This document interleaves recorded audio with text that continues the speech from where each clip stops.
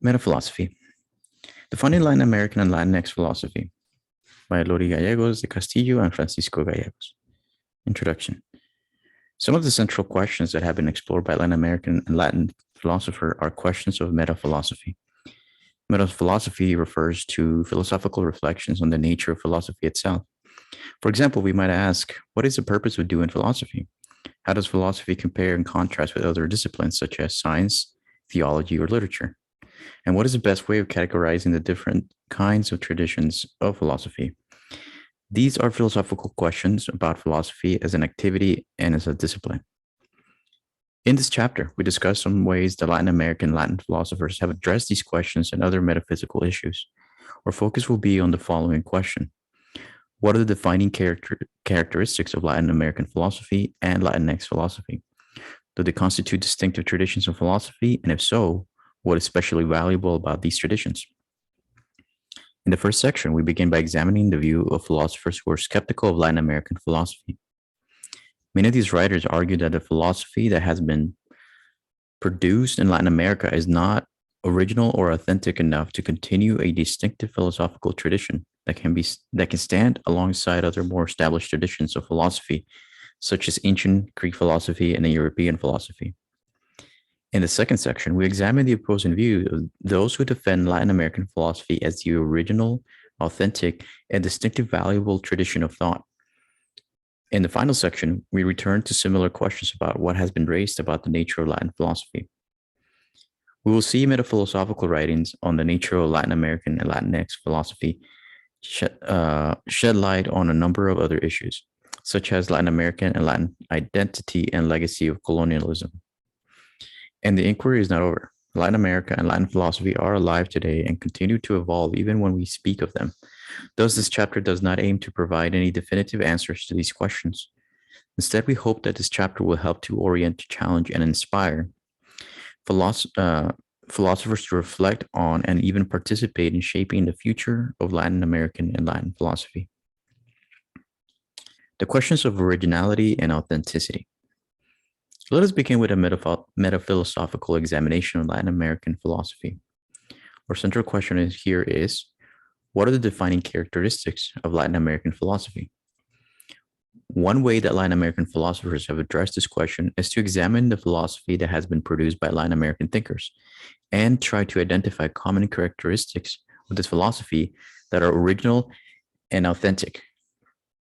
In other words, they have broken this question down into two or more specific questions. The question of originality, when we look at the philosophy produced in Latin America, what, if anything, can be identified that is significantly different from what can be found in other philosophical questions? And second, the question of authenticity. When we look at the philosophy produced in Latin America, what, if anything, can be identified that is distinctively Latin American, that is an organic expression of the unique life experiences, concerns, styles, and perspectives of the people of Latin America? The question of originality and authenticity are usually framed by comparing the philosophy produced in Latin America to the philosophy produced in Europe and more recently in the US. In this way, these questions reflect a worry that some Latin American philosophers have shared. Is the philosophy that has been produced in Latin America merely an imitation of European or Anglo-American philosophy? The skeptics. A provocative challenge for Latin American philosophers. Writing in the 1920s, a century after the Peruvian War of Independence from Spain, the Peruvian philosopher José Carlos Mariátegui hoped that Latin American philosophy would have developed into a world-renowned philosophical tradition. However, Mariátegui worried that excessive optimism about the challenges faced by Latin America would make Latin Americans complacent. In order to inspire his fellow Latin American philosophers to work hard to live up to their potential, Mariátegui articulated the questions of originality and authenticity in a deliberately provocative and challenging way. He asked, does a Latin American tradition of philosophy even exist? In his 1924 essay, Is There Such a Thing as a Hispanic American Thought?, Mariátegui warns that it would be premature to claim that a distinctive tradition of thought had developed in Latin America. The reason, he argues, is that in spite of the political independence from Europe that had been achieved in Latin America and elsewhere, Europe still had a pervasive and profound influence on Latin American philosophy. He explains, quote, the existence in Western culture of French thought, of German thought, seems evident to me. The existence of Hispanic American thought, in the same sense, does not seem equally evident. All the thinkers of our America have been educated in European schools. The spirit of the race is not felt in their work. The continent's intellectual production lacks its own characteristics. It does not have an original profile. Hispanic American thought is generally only a rhapsody composed from the motifs and elements of European thought. End quote. Over 40 years later, a similarly skeptical view of Latin American philosophy was deployed by fellow Peruvian philosopher Augusto Salazar Bondi. In his essay, The Meaning and Problem of Hispanic American Thought, in 1969, Salazar Bondi chronicles European influence over the course of Latin American intellectual history. Quote, what we find in all our countries is a succession of imported doctrines, a procession of systems which follows European or in general foreign unrest. It is almost a succession of intellectual fashions without roots in our spiritual life, and for this very reason, lacking the virtue of fertility. For this reason, these systems were abandoned as quickly and as easily as they were embraced, having been chosen by the upper class and the intellectual sectors of Hispanic Americans, according to their immediate preferences and momentary affinities. To review the process of Hispanic American philosophy is to relate the passing of Western philosophy through our countries, or to narrate European philosophy in Hispanic America. It is not to tell the history of a natural philosophy of Hispanic America. In our historical process, there are Cartesians, Crossists, Spencerians, Bergsonians, and other European isms. But this is all. There are no creative figures to found and nurture their own peculiar tradition, nor native philosophic isms. We search for the original contributions of our countries and answer to the Western challenge, or to that of other cultures, and we do not find it. End quote. Salazar Bondi concludes that in the philosophy that has been produced in Latin America, there is an absence of an original and authentic style of philosophical inquiry, as he puts it, in an absence of a characteristic definitive tendency and of an ideological conception proclivity capable of founding a tradition of thought. The lack of originality and authenticity that characterizes Latin American philosophy, Salazar Bondi argues, is a result of the fact that Latin American philosophers have been alienated from the rest of their communities. Quote, there has existed permanently in Hispanic America a great distance between those who practice philosophy and the whole of the community. There is no way to consider our philosophies of national thought with differential seal as one speaks of a German, French, English, or Greek philosopher. It is almost impossible for the community to recognize itself in these philosophies, precisely because we are dealing with transplanted thought, the spiritual products of other men and other cultures, which a refined minority makes an effort to understand and to share. From his perspective, philosophical work must represent the communities out of which they emerge if they are to be authentic. People should recognize themselves in their own history, struggles, and concerns when they read these works. Instead, Salazar Bondi finds that there is a gulf between the philosophy that is being produced by a small number of elites in Latin America and the vast majority of people who live there. In his words, quote, the distance between those who practice philosophy and the community at large is in this case, unlike the normal relationship between the specialist and the public, the abyss between the enlightened elite who live according to foreign model and the illiterate, poverty-stricken masses trapped in the framework of remote and sclerotic traditions, end quote. Thus, according to Salazar Bondi, philosophy throughout the history of Latin America has not emerged from the lived experience of Latin American people, but rather has been transplanted from one another culture. As he puts it, It has been plagiarized novel and not the truthful chronicle of our human adventure. Deeper connections between philosophy, culture, and colonization. If this skeptical view of Latin American philosophy is correct, we might wonder, why would philosophers in Latin America have drawn from European philosophy so heavily rather than seeking inspiration in the perspectives and insights within their own communities? In, ans- in answer to this question, Mariátegui argues that although Latin American countries had achieved political independence from European colonizers, Latin American people were still culturally subordinate to Europe and had yet to achieve an independent sense of identity. In his view, the blending of races, European and indigenous, that occurred in the Americas during the process of colonization had not succeeded in creating people with a new soul.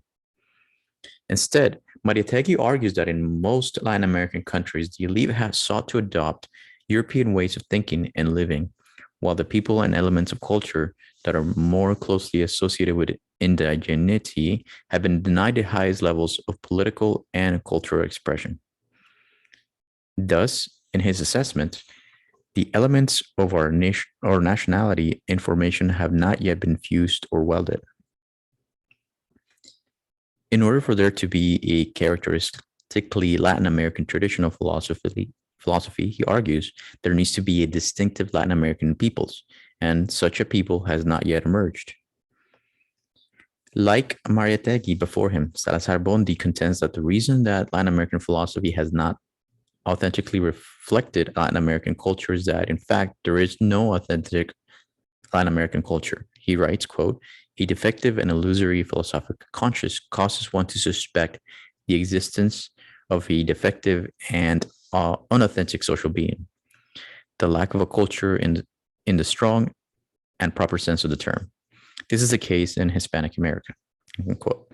So Sarbondi adds that in his view, the reason that Latin America does not have an authentic culture is that colonialism and economic dependence have inhibited its proper development. He explains, as dependents of Spain, England, or in the United States, we have been and continue to be underdeveloped. If I may use the expression, under these powers and consequently countries with a cultural domination. In spite of these findings, both Mariátegui and Salazar Bondi held out hope that philosophy in Latin America would become original, authentic in the future. According to Salazar Bondi, however, this will only be possible if Latin American philosophers focus on their distinctive circumstances. Quote, philosophy in Hispanic America has a possibility of being authentic in the midst of the unauthenticity that surrounds and consumes it, and to convert itself into lucid awareness of its condition and onto the thought capable of unleashing the process to overcome it. It must be a meditation about our anthropological status and from our own negative status with a view of its cancellation. In other words, Salazar Bondi argues that in order to be authentic, Latin American philosophy will need to consist of reflections about the unique social, historical, and political circumstances in Latin America, with the aim of eliminating the negative conditions that have kept Latin American people from achieving an authentic existence. In fact, he says philosophy could actually be a site in which the people of Latin America transcend their condition of subordination and begin to imagine new ways of living. As he puts it, quote, being the focus of a man's total awareness, philosophy could, better than any other spiritual creations, be that part of humanity that rises above itself and overcomes the negativity in the present as it moves towards a new and superior forms of reality, unquote. In this way, Salazar Bondi hopes that the formation of authentic Latin American philosophy tradition, together with the greater economic independence in the region, could provide an essential impetus for the emergence of an authentic Latin American culture. Two related metaphysical questions. As we have seen, it would be a mistake to assume that those who are skeptical of the originality and authenticity of Latin American philosophy are merely naysayers seeking to diminish the accomplishment of others. Instead, skeptics like Mariátegui and Salazar Bondi are motivated by a sincere belief in the greater potential of Latin American philosophy and culture. And in the course of presenting their provocative analysis, they develop some creative and thought-provoking views of their own on topics such as the connections between philosophy, culture, and colonization. Let us highlight two other areas in which those who raise doubts about Latin American philosophy have made significant philosophical contributions. The first area concerns the questions of how philosophy itself should be defined. This issue was addressed by the Argentine philosopher Riccieri Frondizi in his 1949 essay, Is There an Ibero-American Philosophy? Frondizi begins his essay by putting forward a skeptical view of Latin American philosophy, saying, quote, up to the present, Ibero-American philosophy is simply the rethinking of the European problems that have reached our shores. This view should be familiar to us by now. But in the course of supporting his conclusion, Frondizi takes a different route, and he encounters a fascinating and difficult question of metaphilosophy, which we can call the question of form and purpose. The question of form and purpose is the purpose of philosophical writing different from the purpose of other kinds of writing, such as poetry and literature? If so, should philosophical writing take on a distinctive form that is suited to its distinctive purpose? The way we answer the question of form and purpose will influence how we answer the question of originality and authenticity. After all, Latin American literature is widely admired as being both original and authentic, and at least some of this literature addresses philosophical issues in insightful ways. For example, the Argentine author Jorge Luis Borges wrote short stories and poems that take up positions held by well-known philosophers throughout history and suggested novel approaches to traditional philosophical questions about topics such as the nature of time, infinity, memory, writing, and religion. The same could be said of many other Latin Americans whose writings are philosophical but do not fit the traditional Western philosophical mold. Thus, if this sort of writing counts as genuine philosophy, then this gives us reason to conclude that an original and authentic tradition of Latin American philosophy already exists. Brandisi argues, however, that we ought to make a sharp distinction between philosophy and poetry, literature, political speeches, and other non-philosophical forms. Genuine philosophy, he says, is presented in a way that prioritizes philosophical concerns. Thus, philosophy aims for clarity of argumentation and analysis, while in contrast, the writing of poets, novelists, and statesmen are shaped by other concerns and goals, such as creating beauty, telling a good story, or nation building. As Frondizi puts it, quote, it is undeniable that the work of the Latin American authors, Sarmiento, Bello, or Martí, to mention three great examples, contain philosophical ideas. But such ideas appear as a result of literary or political concerns to which they remain subordinated. In none of them does philosophy have an independent status. None of them have set forth philosophical problems motivated by philosophical interest. We are, of course, not reproaching them for this. Their work fills us with satisfaction and admiration. We only wish to point out that what seems an undeniable fact, that philosophy has been subordinated to non-philosophical interest, end quote. After making this sharp distinction between philosophy and non-philosophy, and thus setting aside the work of any Latin American writer who does not write in a traditional philosophical form, regardless of how creative or insightful it may be, Frondizi concludes that Latin American philosophy lacks both originality and authenticity. Frondizi's answer to the question of form and purpose may not persuade everyone. Indeed, we will examine some opposing views shortly. But by clearly articulating this question and showing its connection to the larger questions about the defining characteristics of Latin American philosophy, Frondizi's article makes an important contribution to the ongoing conversation about the relationship of philosophy to other disciplines of thought.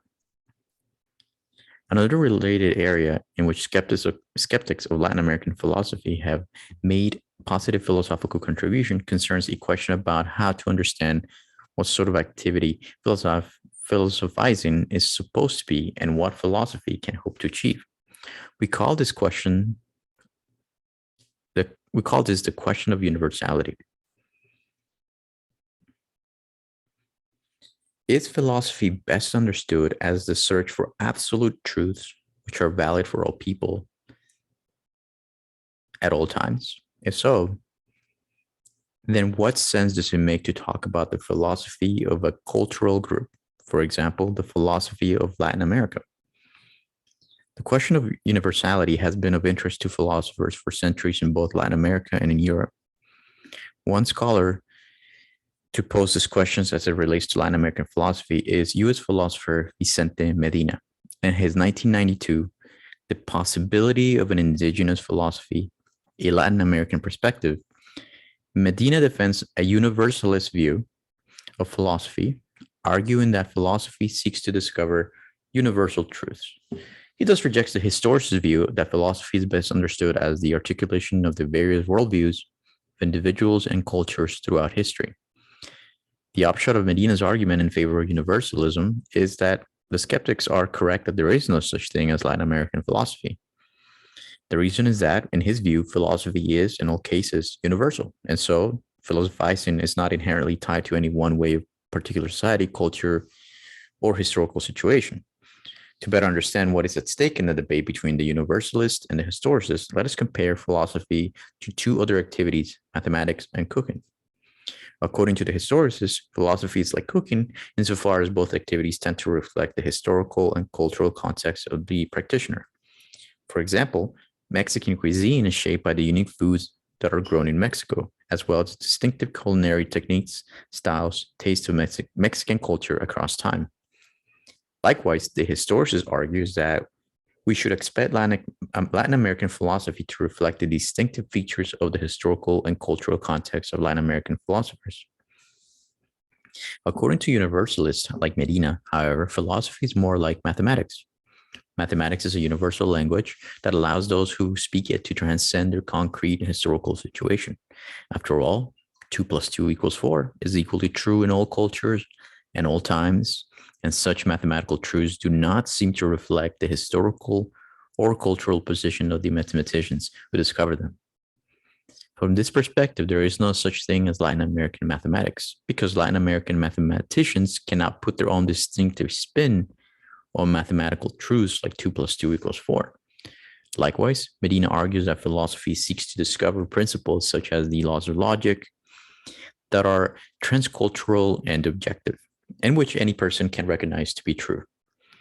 According to Medina, when Plato argues for his theory of the state or Descartes offers his theory of knowledge, these philosophers are seeking to articulate universal truths. Indeed, all genuinely philosophical activity, he says, involves presenting arguments and defending them with reasons that are, in principle, accessible to anyone, in which we can understand and evaluate without knowledge of the philosopher's cultural context.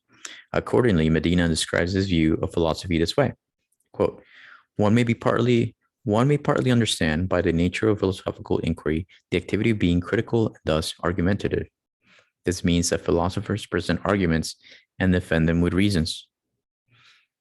These reasons are universally open to inspection to anyone who wants to assess them.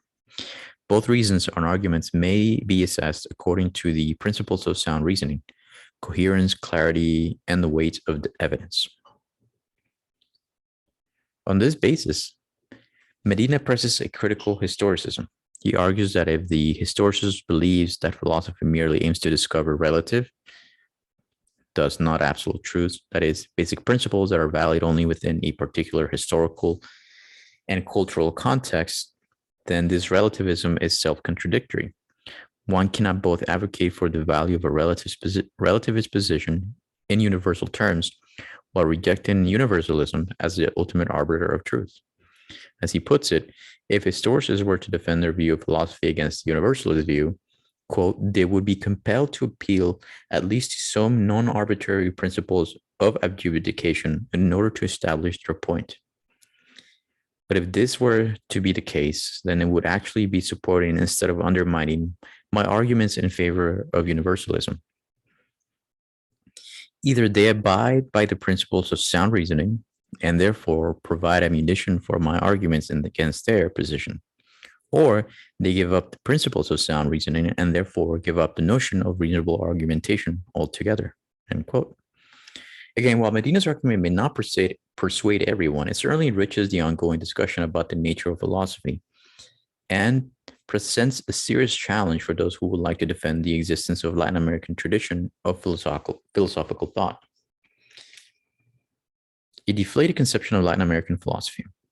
In light of the skeptical view we may wonder whether it is fruitless to search for characteristics that make the Latin American philosophical tradition different from other traditions and authentic to the unique circumstances of the Latin American community. Perhaps this idea of an original and authentic tradition of Latin American philosophy is inflated and overly idealistic. If so, then maybe the best way to define this tradition is simply to say, Latin American philosophy is the philosophy that has been produced in Latin America. This deflated view of Latin American philosophy is defended by US philosopher Jorge Gracia. According to Gracia, Latin American philosophy is simply the philosophy of the Latin American ethnos, that is, the philosophy produced by by the people of Latin American descent. If Gracia is correct, the Latin American philosophy should be defined simply in terms of the ethnic group that produces it. Then we should not expect there to be any particular view, perspective, or style that characterizes this tradition. An ethnic group, Gracia says, is like an enormous extended family, and just as with any family, there may not be any particular features that all members share. And in a similar way, Gracia argues we should not expect to find anything more than a relatively vague family resemblance that unites the work of Latin American philosophers. Quote, my view does not identify what characterizes Latin American philosophy because Latin American philosophers, just like the members of my family, have no property that characterizes all of them at all times and places, even if they have all sorts of properties that characterize some of them at some times or places. Indeed, consider such examples as Las Casas, Sor Juana, Mariátegui, Ingenieros, and Frondizi. Many efforts have been undertaken to find such common properties, and so far they have failed. In my view, this search should be abandoned because it is based on a misunderstanding of the familial historical character of ethne and their cultural products. Gracia's deflated conception of Latin American philosophy may be appealing to those who are skeptical regarding our ability to identify characteristics of the Latin American philosophical tradition that are original and authentic. Gracia's view highlights the diversity of Latin American philosophers who, while sharing aspects of a common cultural background, have a wide variety of views and approaches to philosophy. This kind of skepticism about Latin American philosophy is not negative or destructive, but rather it is grounded in a celebration of the diversity of Latin American philosophy, which makes it impossible to characterize the work of Latin American philosophers in any simplistic way, as original or unoriginal, authentic or inauthentic. The defenders. In the previous section, we examined the work of philosophers who doubt that the philosophy that has been produced in Latin America constitutes an original and authentic philosophical tradition. We saw that in the course of making their arguments, these skeptics identified several fascinating metaphilosophical questions regarding philosophy's relationship to truth, history, culture, and other disciplines of thought. In this section, we examine some ways that those same questions have been addressed by philosophers who believe that, contrary to what these skeptics claim, there does exist a distinctive Latin American tradition of philosophy that is both original and authentic. As we will see, each of these philosophers are put in a position in which they must reflect critically on why the existence of Latin American philosophy was called into question in the first place. We might even say that these philosophers are forced to engage in metaphilosophy, that is, philosophical inquiry about why certain metaphilosophical questions about the nature of philosophy in general and Latin American philosophy in particular have appeared to be important or vexing to so many philosophers. In this way, defenders of Latin American philosophy try to reclaim the metaphilosophical debate over the existence of Latin American philosophy as constituting a distinctive line of inquiry that, ironically, actually contributes to the originality and authenticity of Latin American philosophical tradition.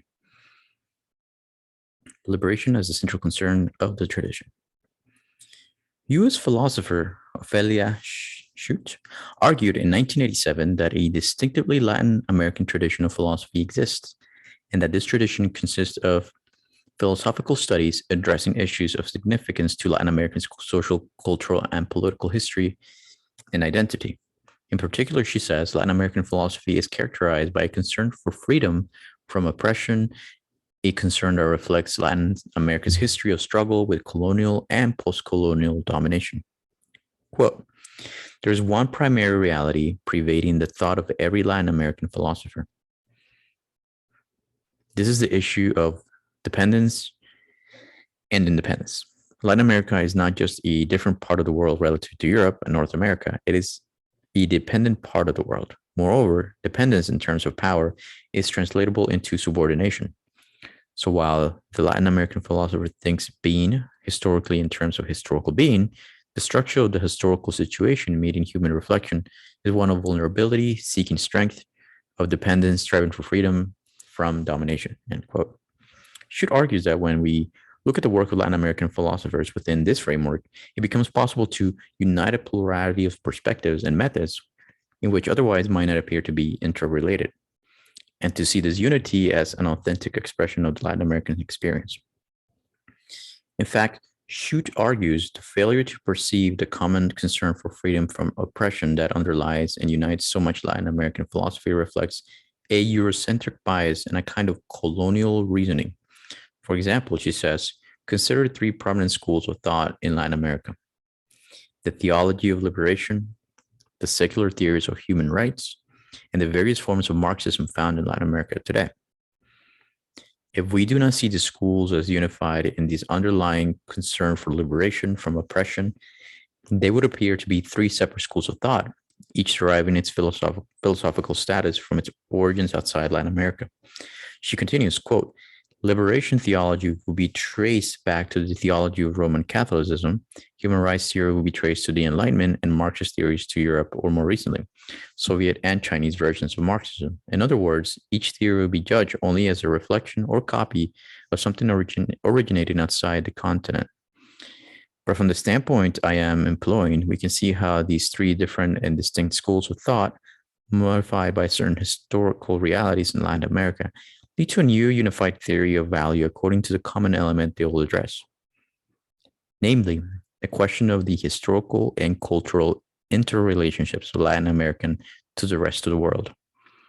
The issue of dependence and independence of Latin America vis-a-vis the rest of the world, end quote. Schutt adds that many of the most prominent Latin American philosophers address the distinctive ways that conflicts surrounding Latin American identity have shaped the struggle for independence in the region. For example, she says that we see when we look at the work of the Mexican philosopher Octavio Paz, the Caribbean philosopher Franz Fanon, or the Argentine philosopher Andrés Roig in this, quote, variations on the theme of how to free oneself from the heritage of inequality and exploitation were originating with the conquest and colonialism. Despite almost 500 years of assimilation into Western European tradition, many Latin Americans still feel the conflict provoked by the conquistadores, subjugation and extermination of millions of Indians who dwelt in the region. The Indians have come to symbolize the ancient, exploited, maternal heritage of the Americans, in contradistinction to the technological advanced, civilized foreign conqueror. How to resolve this tension in an unalienated and authentic manner is one of the challenges of Latin American philosophy today. End quote. From this perspective, even the work of skeptics like Mariátegui and Salazar Bondi, who worry that Latin American philosophy is a derivative of European or Anglo-American philosophy, reflect a struggle to achieve independence and an unalienated identity, a struggle that Schutt argues is a distinctive feature of Latin American philosophy. If this is correct, then, ironically, the skeptics worry about the inauthenticity of Latin American culture is itself an authentic expression of the life experiences, concerns, and perspective of the Latin American community. A defense of historicism. One of the most notable thinkers to make a case for the existence of an original, authentic Latin American philosophical tradition was the Mexican philosopher Leopoldo Sea. In his 1948 article, The Actual Function of Philosophy in Latin America, Sea argues an especially insightful analysis of the question of universality. In his article, Sea defends a historicist view of philosophy against the universalist view. In his defense of historicism, Sea acknowledges that philosophy often engages with abstract questions that are universal in the sense that every person and culture must address them. However, he insists that Latin American philosophers can offer their own distinctive perspective on these universal issues, a perspective grounded in their distinctive life experiences. Quote, among such issues are those of being, knowledge, space, time, God, life, death. A Latin American philosophy can collaborate with Western culture by attempting to resolve the problem posed by the issues that European philosophy has not yet been able to resolve, or to which it has failed to find a satisfactory solution. The abstract issues will have to be seen from the Latin American man's own circumstance. Each man will see in such issues what is closest to his own circumstance. He will look at those issues from the standpoint of his own interests, and those interests will be determined by his way of life, his abilities and inabilities, in a word, by his own circumstance. In the case of Latin America, his contribution to philosophy of such issues will be permitted by the Latin American circumstance. Hence, when we Latin Americans address abstract issues, we shall formulate them as issues of our own. Even though being, God, etc., are issues appropriate for every man, the solution to them will be given from a Latin American standpoint. We may not say that these issues mean for every man, but we can say what they mean for us, Latin Americans. Being, God, death, etc., will be what these abstractions mean to us. End quote. In this passage, Sea argues that all philosophy represents, consciously or unconsciously, the particular historical circumstance of the philosopher. Thus, in this view, all work of Latin American philosophers will express their own particular concerns, perspective, and style of thinking. Quote, the Latin American element will be present in spite of our philosophers' attempt at objectivity. It will be present despite our thinkers' attempt to depersonalize it. End quote. Sea adds because Latin American philosophy has been relatively marginalized within the discipline, it contains untapped philosophical resources that could become the source of new life for the discipline, and indeed for Western culture as a whole. If so, then Latin American philosophers have an opportunity and perhaps a responsibility to help shape the future of both philosophy and world history. Quote, from this we can infer yet another goal for a possible Latin American philosophy. The Western culture, which we are children and heirs, needs new values on which to rest. These new values will have to be derived from new experiences, that is, from experiences that result from men being in the new circumstance of today. Because of its particular situation, Latin America can contribute to culture with the novelty of untapped experiences. That is why it is necessary that it tell its truth to the world, but it must be a truth without pretension, a sincere truth. Latin America should not pretend to be the director of Western culture. What it must aspire to do is to produce culture purely and simply. And that can be accomplished by attempting to resolve the problems that are posed to the Latin American man by his own Latin American perspective, end quote. So suggests, for example, that Latin American philosophers are well situated to contribute to our philosophical understanding of how to resolve the tension between human individuality and sociality. Quote, Latin American philosophy must begin the task of searching for the values that will provide the basis for a future type of culture. And this task will be carried out with the purpose of safekeeping the human essence, that which makes a man a man. Now, man is essentially an individual who is at the same time engaged in interaction with others, and hence it is necessary to maintain a balance between these two components of his essence. This is the balance that has been upset to the point of leading man to extremes, individualism to the point of anarchy, and social existence to the point of massification. Hence, it is imperative to find values that make social interaction possible without detriment to individuality. End quote. In this article, Zia does not clarify how he envisions Latin American philosophers contributing to this particular philosophical line of inquiry. But taken as a whole, his work suggests that when Latin American philosophers set out to address universal questions, they will start with challenges posed by the historical legacy of colonization and conquest that characterizes Latin American history. And for this reason, they will be in a unique position to offer original and authentic insights into these universal philosophical questions. For example, when addressing the tension between the individual and society, Latin American philosophers will be in a position to interpret this issue in terms of economic, political, and cultural relations of dependence and independence. In this way, they can offer a distinctive, politically oriented perspective on long-standing philosophical concerns, opening the borders of the discipline.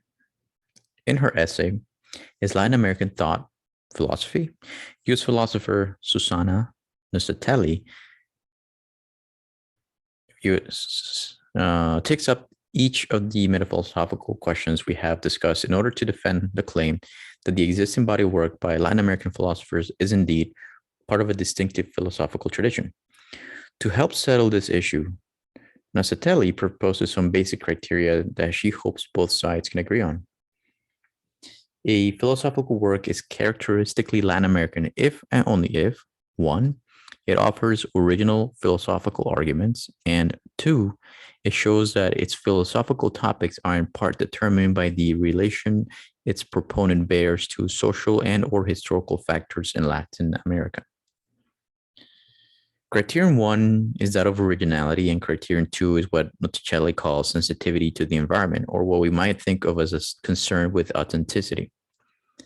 We accept these criteria, and Botticelli claims that we find a robust body of philosophical work, including the works by Mariátegui Martí, Sarmiento, as well as the 16th century Spanish historian and Dominican Friar Bartolomé de las Casas, self-taught scholar and poet Sor Juana Inés de la Cruz, the Venezuelan political leader Simón Bolívar, and the Uruguayan essayist Enrique Rodo, to name a few, who each score high in both criteria. However, Botticelli does not stop there. In her view, many more authors should be included in the tradition of Latin American philosophy, even though they do not write in standard philosophical prose. Botticelli thus takes up the question of form and purpose. Recall from this his argument that many of the great works in Latin America do not count as philosophy because the thought contained within these works is subordinated to non-philosophical interests, such as literary or political concerns. In response, Botticelli offers a kind of argument known as a reductio ad absurdum, a kind of argument which aims to show that a certain premise leads to an absurd conclusion. She argues that if we accept from this criterion of form and purpose, then much of what we currently consider to be canonical works of philosophy in the West would be excluded. Quote, note that if it applied consistently, it yields startling consequences for that. Then we should have to exclude from philosophy the works of Thomas Hobbes, Saint-Simon, Jeremy Bentham, John Stuart Mill, Karl Marx, Jean-Paul Sartre, John Rawls, and many others. These works, after all, contain philosophical ideas that are clearly subordinated to their authors' social, political, and literary interests, and so would not qualify as philosophy according to Brandisi's criterion. On the other hand, Latin American thinkers who gave hardly any thought to philosophical issues arising locally in the reality of their own societies, but devoted themselves into an alien problems and methods, making no significant contribution to them, would count as philosophers. Surely something has gone wrong here, end quote. Botticelli adds that Brandisi's criterion would exclude not only these canonical works of philosophy, but also most of what is done today in the flourishing areas of applied philosophy. With this in mind, Botticelli concludes that the distinction between Latin American thought and Latin American philosophy It's artificial and ought to be rejected. Quote, the distinction between philosophical thought and strict philosophy, therefore, seems to be an unhelpful contrivance that is better rejected. It doesn't really matter whether Sor Juana proclamation of women's rights to knowledge, Acosta rebellion against Aristotelian science, Mariátegi's indigenous question, and so on are classified as either philosophy or philosophical thought, since it is difficult to see how anything of importance could hinge on that distinction. In fact, many of the major figures I have mentioned here are not by any stretch of the imagination philosophers, as they are conceived of today. But it is clear that these figures had ideas that are philosophically interesting and were often quite astute in their insights related to these ideas, even where they did not argue rigorously, as philosophers are expected to do now. End quote. Ultimately, Monticelli finds that if we expand our conception of philosophy, then it is even more obvious that Latin American philosophy is an original and authentic tradition of philosophy that can stand proudly alongside other philosophical traditions. The colonial critique in the U.S. academic philosophy. Oh man, this is quite long. All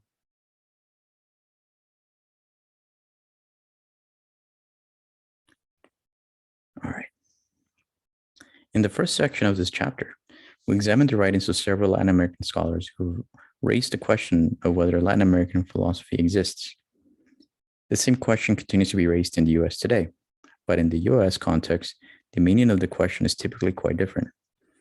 When Mariátegui and Salazar Bonti raised the questions, they were concerned with whether philosophical thought in Latin America reflected the people of Latin America in an original and authentic way.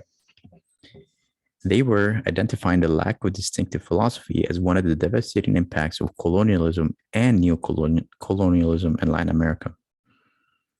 And their skepticism about Latin American philosophy was motivated by a desire to encourage the development of Latin American philosophy and the flourishing of Latin America as a whole. In the US, however, the question of whether there is such thing as Latin American philosophy often arises from obliviousness about the philosophical work that has been produced in Latin America and incredulity that it could ever exist. A philosopher raising this question in the US might wonder, if Latin American philosophy existed, would I not have learned about it as an undergraduate student? Would Latin American philosophy not be included in textbooks of the history of philosophy? Would there not be at least one specialist in Latin American philosophy in most philosophy departments? If Latin American philosophy existed, would it not be a part of the philosophical canon in the United States? In other words, when US philosophers ask whether there is Latin American philosophy, the question often has to do with determining whether any Latin American philosophy actually lives up to US standards. Skepticism about the existence of Latin American philosophy in the US thus takes the form of preemptive dismissiveness of its importance. In response to this dismissiveness, several defenders of Latin American philosophy have answered the skeptical question about its existence by turning the question on its head. Rather than asking whether Latin American philosophy exists, these philosophers ask, given the amount of original and broadly interesting and impactful philosophical work that has been produced in Latin America, why has it received so little attention and respect in the English-speaking world? What are the conditions in the US that have led academic philosophers to ignore this valuable work? Rich discussions have developed in response to questions like these. Scholars have proposed a variety of explanations for why Latin American philosophy has been marginalized within the discipline and have analyzed the various ways in which this marginalization takes place. Many of these discussions intersect with the work of feminist and non-Latin scholars who have written extensively on the ways that the discipline of philosophy in the US has tended to exclude certain histories, philosophical projects, and methods, as well as the participation of people of color. With respect to the marginalization of Latin American philosophy in particular, one thread that runs through many of these discussions is the recognition of a link between the current marginalization of Latin American philosophy in the US academia and the long history of Western imperialism and colonization. A central aspect of the legacy of a colonialism is the dominant group assertion that the superiority of their own ways of knowing and a disparagement of the intellectual achievements of colonized people. This tendency can take the form of Eurocentric prejudice or the belief that the highest forms of knowledge, and even reason itself, are a product of Western Europe. Eurocentric prejudice can be found in the versions of the history of philosophy that is taught to many students in the US. These students learn that philosophy began in ancient Greece and reached its culmination in France, Germany, and England, and then in the United States. Meanwhile, African, Native American, and indigenous and Spanish language philosophical traditions are effectively erased from the story of philosophy, such that many would be surprised to learn that they even exist. Beyond this erasure, the very ways in which philosophy has come to be defined since the mid-20th century has had the effect, intended or not, of shutting many people out of the discipline. Mainstream US philosophers often define philosophy in ways that correspond precisely to the ways in which they, Anglo-American philosophers, practice it. They then evaluate Latin American philosophy as deficient when it fails to adhere to the standards entailed by their definition. This creates a double bind for Latin American philosophy. On the one hand, if it's too original, distinct in subject matter or style, for instance, then it risks not being seen as real philosophy. On the other hand, if it successfully complies with the conceptual methodological norms of Anglo-American philosophy, this leads some to a double down on the criticism that Latin American philosophy is merely imitative or imitative. As we will see in the final section, one project of Latin philosophy has been to generate ways out of the double bind by attending to both the distinctiveness and the philosophical richness of Latin American and Latin philosophy. This is the last section.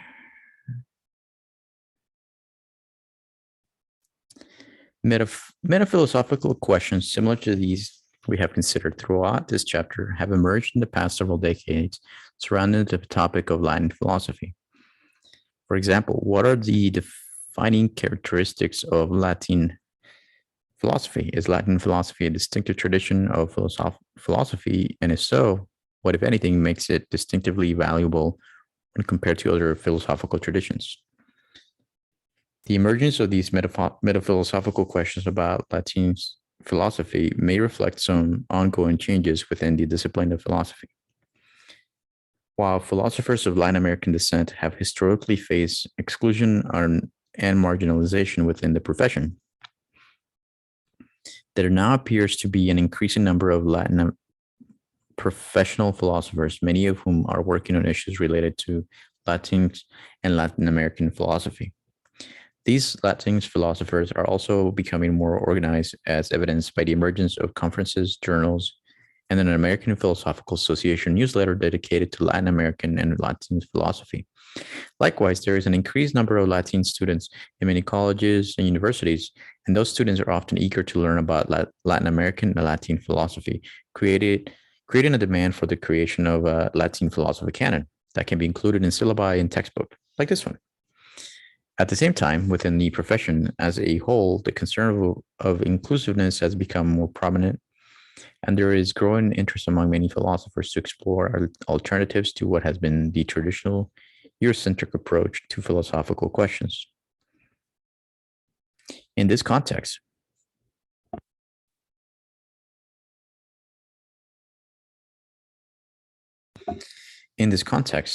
one of the central concerns motivating the desire of some scholars to define Latin philosophy is to highlight the distinct value of Latin philosophy and thereby make it easier for a group that has been historically marginalized to gain recognition and status within the academy. At the same time, these scholars face the challenge of highlighting the value of their contributions to the discipline without inadvertently defining philosophy in a way that results in the problematic exclusion of other marginalized models of thought, such as indigenous, Afro-Latino, or feminist perspectives. With this in mind, the question that many philosophers are grappling with today is, how can we define Latin philosophy in a way that highlights this distinct value without thereby reproducing the harm of exclusion? Consider, for example, the following two ways that the term Latin philosophy might be defined. The ethnic definition, Latin philosophy, includes any work of philosophy produced by Latin people. The substantive definition, Latin's philosophy, includes any work of philosophy that engages with distinct concerns of the Latinx community and or expresses the distinctive life experience, perspectives, and styles of the Latinx community. Each of these approaches to the definition of Latinx philosophy has advantages and disadvantages. For example, the ethnic definition has the advantage of not excluding any Latin philosophers, regardless of what kind of philosophy they work on.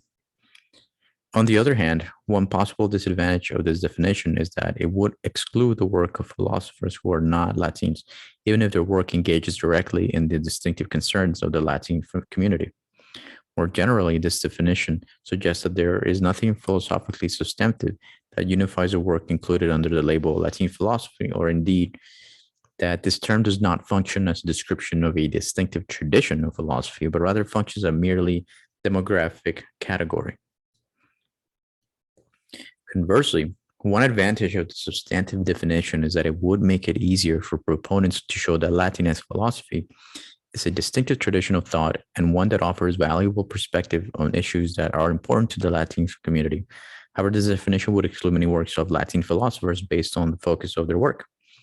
For example, the work of the prominent Latino epistemologist Ernest Sosa would not be included as part of the tradition of Latinx philosophy under this definition because Sosa's work does not engage substantively with the distinctive concerns of the Latinx community or express this community's distinctive life experiences, perspectives, or style of thought and expression.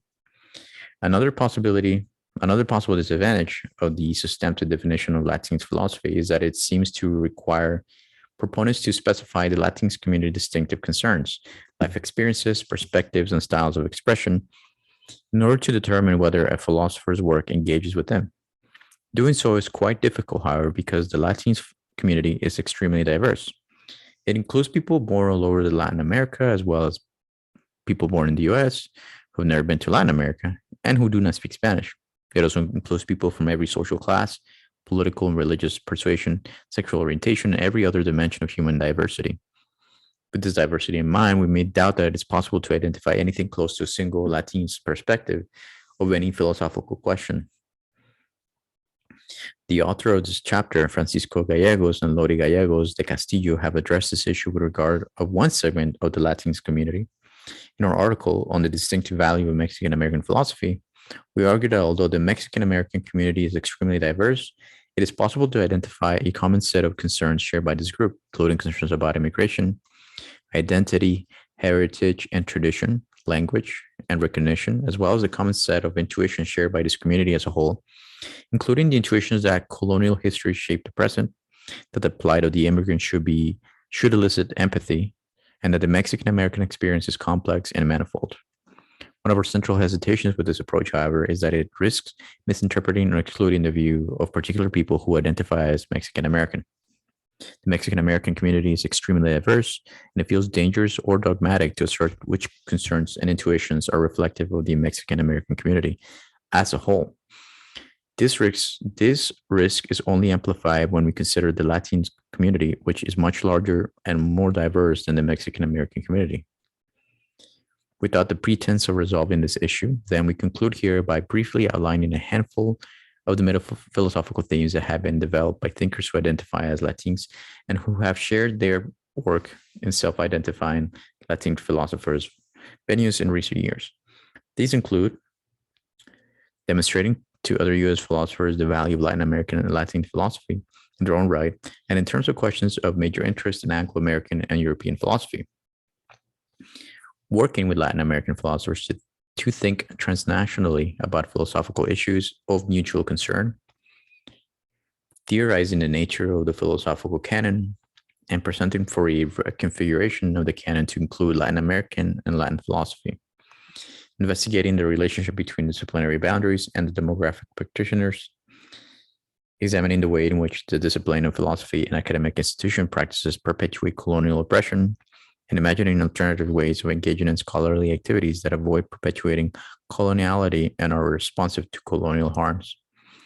Exploring the way in which coloniality has produced the erasure of knowledges emerged out of non-Western frameworks and by non-white thinkers in Latin America, and moving beyond the discipline of philosophy in order to engage with philosophical thought that is not constrained by those disciplinary boundaries.